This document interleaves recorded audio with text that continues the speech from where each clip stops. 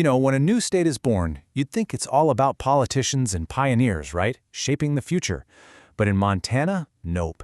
The battle for the state's very soul, it wasn't fought in some stuffy government building. It was waged in the mines, the banks, and the newspapers by just a handful of unbelievably rich guys. All right, let's get into this. And really, this is the question that drives the whole story. What happens when a state is basically sitting on a mountain of treasure? Who gets to control it? I mean, this is a story about the fight for one of the richest mineral deposits ever found. A fight that would literally define Montana for generations to come. The timing couldn't have been more perfect. The world was just starting to electrify. You've got Edison patenting the light bulb. Suddenly, everything needed copper. Telephone wires, electric motors, you name it. And guess what?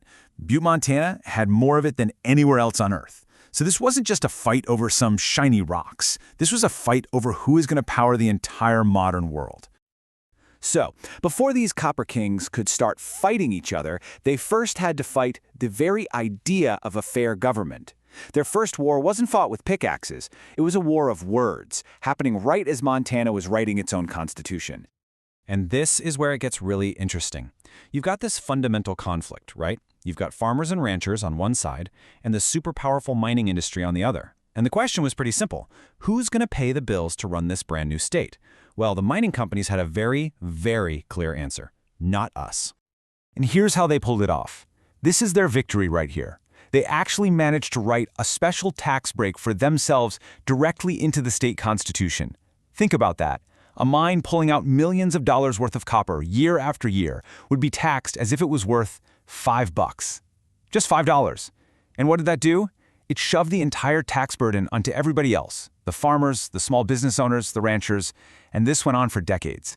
So, once they got the rules rigged in their favor, what did these tycoons do? They turned on each other, of course. Their personal beefs became this huge public spectacle, and it got so nasty, so expensive, that it earned its own name, the War of the Copper Kings. All right, so let's meet the main players. On one side, you've got Marcus Daly. He's this charismatic Irish immigrant who had what they called a nose for ore, almost like a superpower for finding copper. He's the guy who built the massive Anaconda mining empire. His rival? William A. Clark, a totally different dude, shrewd, kind of cold, and absolutely obsessed with one thing, getting the power and prestige of being a U.S. senator. And this quote, man, it just perfectly captures the vibe in Montana at the time. By 1899, William Clark was so desperate to be a senator that he figured, hey, why bother trying to win votes when you could just buy them outright, no subtlety at all? And you have to understand just how blatant this was. Back then, state legislators were the ones who elected U.S. senators. So Clark's guys just started handing out envelopes stuffed with cash. It wasn't even a secret. Everybody knew what was going on. It all came to a head when one state senator, a guy named Fred Whiteside, actually stood up on the legislative floor, waved 4 of these cash-filled envelopes in the air, we're talking 30 grand, and blew the whole scheme wide open. And the amount of money here, it's just staggering. Clark spent the equivalent of nearly $21 million in today's money to buy that election. The U.S. Senate itself was so horrified that they investigated him, found him guilty, and were about to kick him out. So he resigned in a huff. But get this. 2 years later, after his rival Marcus Daly died, the legislature just elected him anyway. Unbelievable. But hey, not everyone was a millionaire tycoon, right? While the Copper Kings were busy battling it out, regular, ordinary Montanans started organizing to try and take some of that power back for themselves. And they fought back on 2 main fronts. First, in the mines. These were incredibly dangerous places. A worker died like every other day. So unions, like the really powerful Butte Miners Union, they organized to fight for basic safety and better pay. Then there was the political front. A new party, the Populist Party, started getting huge support by campaigning against all this corporate control. And one of their big pushes? The direct election of senators, so a guy like Clark could never just buy off a legislature again. So just when you think the war between Daly and Clark is kind of fizzling out, bam, a new, even bigger player steps onto the scene.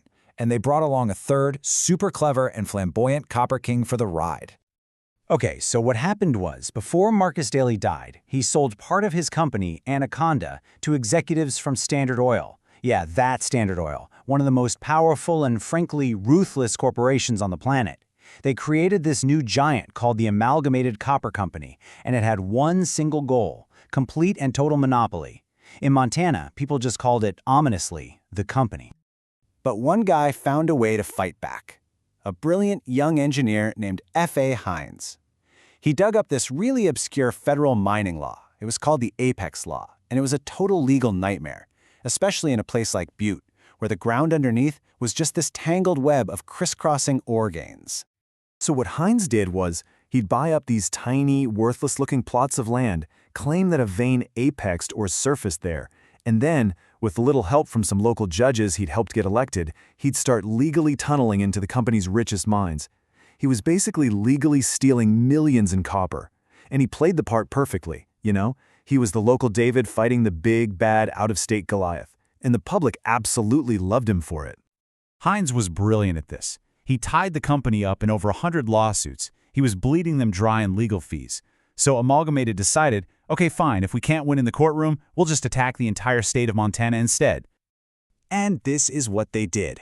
On October 23, 1903, the company just shut everything down. Their mines, their smelters, their railroads, their lumber mills, everything. Just like that, 15,000 people were out of a job overnight. The state's entire economy just screeched to a halt. Amalgamated was literally holding the people of Montana hostage. You can imagine the outrage. It was immediate, and it was furious. The newspapers that weren't already owned by the company, they just ripped into them. People were staring down a long, cold Montana winter with no job and no money, all because one corporation wanted to win a legal fight. Then the company laid out its demand. They went straight to the governor, Joseph Toole, and said, look, call a special session of the legislature, get them to pass a law that lets us move our court cases out of Butte, away from Hines's friendly judges, and we will put everyone back to work. What an impossible choice, right? Let a corporation literally write your state's laws, or let your people starve. So what happened? The governor and the legislature, they'd caved. They had to. They passed the so-called Fair Trials Bill that Amalgamated wanted. The very next day, the mines reopened. Hines saw the writing on the wall. He sold all his stuff to the company for a cool $12 million and got out of town. And just like that, the war was over. The company had won. And this really shows you the aftermath. I mean, the whole promise of Montana becoming a state was about self-governance, prosperity for everybody, controlling your own destiny. But the reality? For decades, it was near-total corporate rule. The company controlled the politics, the tax system was completely rigged, and if you were a miner, you couldn't even get a job without a company-issued rustling card, which was basically a pass that they'd use to blacklist anyone who even looked like they might cause trouble. The War of the Copper Kings might have happened over a century ago, but it leaves us with this huge question that feels just as relevant today, maybe even more so. It really makes you ask, where do you draw the line? Where does a successful business end and a power so great that it starts to undermine the whole idea of a government of, by, and for the people begin?